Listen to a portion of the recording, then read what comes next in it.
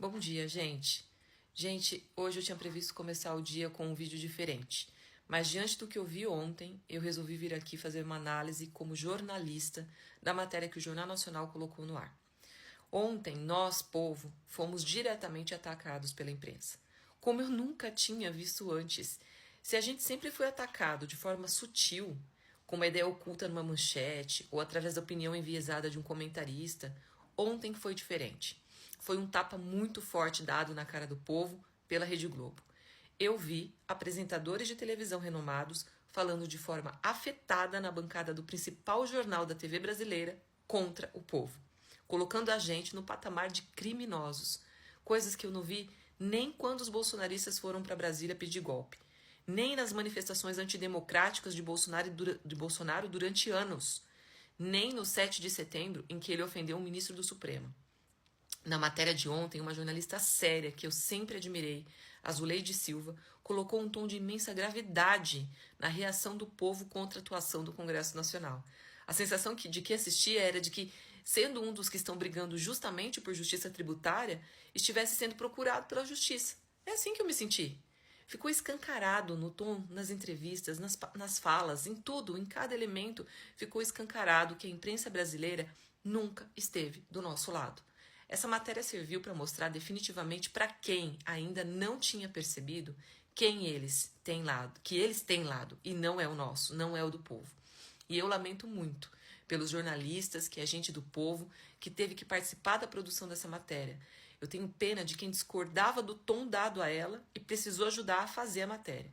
E também tenho dó do jornalista que fez com gosto, porque esse ainda não adquiriu a consciência de sua própria classe. Ali, gente, parecia que a família Marinho, dona da Globo, tinha ido pessoalmente fazer a pauta e escrever o roteiro da informação. E nem dá para considerar que foi jornalística, porque não foram ouvidos os dois lados, não foi ouvido alguém do governo a favor da justiça tributária no Brasil. Não foi ouvido um trabalhador, que aliás nunca é ouvido, que é quem carrega o peso do desenvolvimento desse país nas costas. Não foi ouvido nem sequer um especialista neutro que explicasse que há uma grande desigualdade no Brasil, para disfarçar que ali havia uma imparcialidade jornalística. Desculpa Globo, desculpa Jornal Nacional, Bonner, mas é muito triste ver o jornalismo sendo usando o seu poder para oprimir o povo de uma forma tão evidente. Nessa campanha, nas redes sociais, eu não vi em nenhum momento, e isso eu falo particularmente, eu não vi nenhum xingamento, nenhuma ofensa pessoal, não vi nenhuma fake news, não vi nada desses expedientes que os bolsonaristas usam diariamente contra o povo quando ataca os políticos que defendem os interesses do povo. E mesmo assim, mesmo isso acontecendo todos os dias, nunca houve uma matéria de 1 minuto no Jornal Nacional para defender os políticos de esquerda, para defender uma proposta do governo de aumento de imposto da classe abastada para equilibrar os tributos que já são pagos pelos trabalhadores. Nunca vi a Renata Vasconcelos falar com aquele tom de gravidade, por exemplo, quando o Nicolas Ferreira viralizou com a mentira de que o Lula ia taxar o Pix. Mas sabe por quê? Porque ainda que a Renata Vasconcelos não aprove o que o Nicolas Ferreira faz, os chefes dela gostaram do resultado daquele vídeo. Porque foi uma mentira na qual muita gente acreditou e fez diminuir a popularidade do Lula. Daí, não convocaram a Renata para falar nada, porque a ideia era deixa rolar. Deixa o povo pensar que o Lula vai taxar o Pix. Deixa o povo pensar que o Lula voltou atrás porque ficou com medo. Porque nesse caso a ideia era não informar, era só deixar rolar a desinformação. Porque não iam poder acusar o Jornal Nacional de desinformar o povo. Era só ele se omitir, como realmente fez.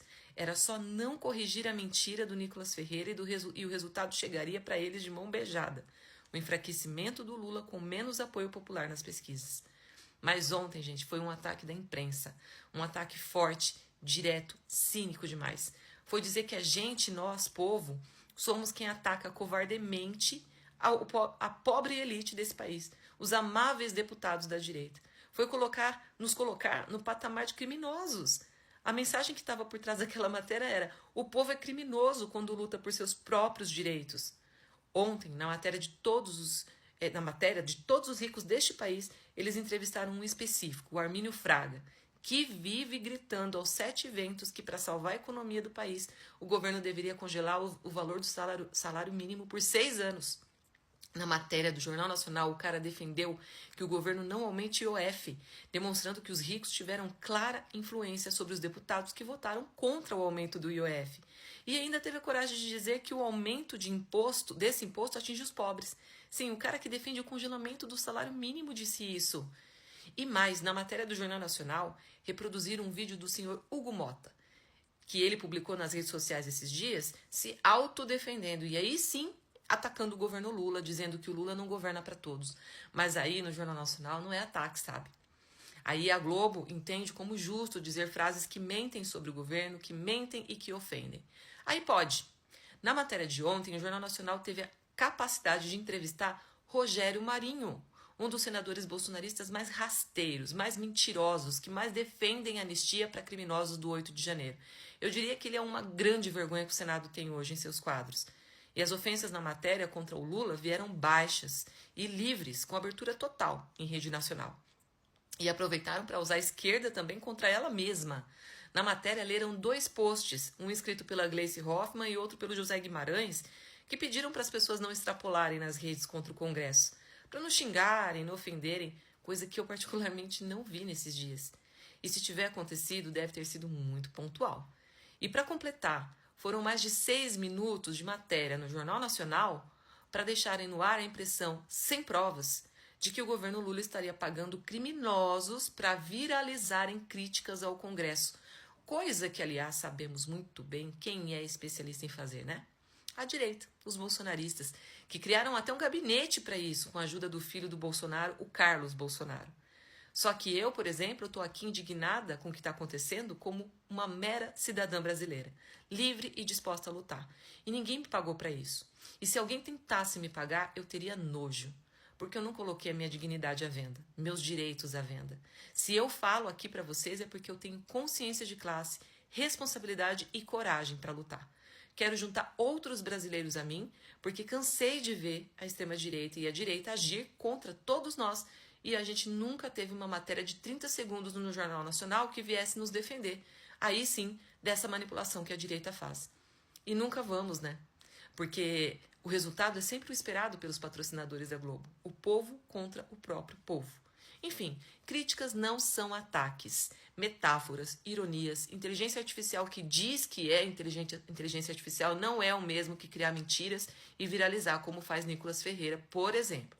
Gente que deveria estar no Congresso para defender o povo, legislar para o povo e não usar o povo contra ele mesmo. Atirar em Lula o dia inteiro com apoio de gente desavisada e à noite ir lá e votar para não taxar os ricos e para continuar a colocar o peso da conta dos privilégios de políticos e de milionários nas costas do povo trabalhador não é política, é covardia.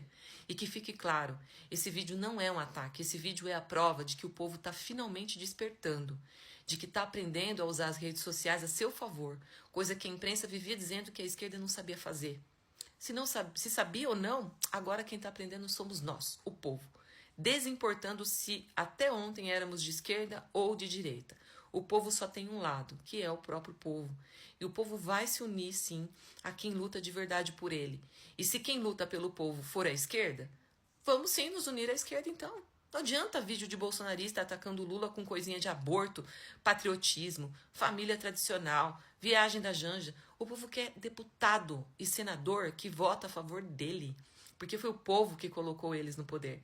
E não o 1% de ricos desse país que juntos conseguiriam eleger talvez apenas um vereador, ou no máximo o prefeito de uma cidade pequena.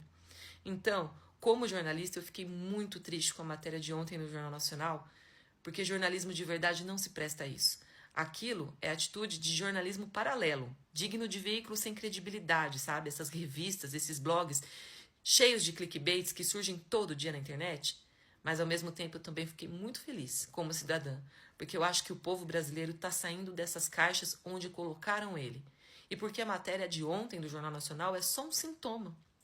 O sintoma de que a nossa mobilização está dando certo e que não pode parar. Então, continuemos nas redes e nas ruas no dia 10 de julho na Avenida Paulista. Os milionários podem ter dinheiro para comprar deputados, senadores, imprensa, mas o povo trabalhador desse país não. O povo não está à venda.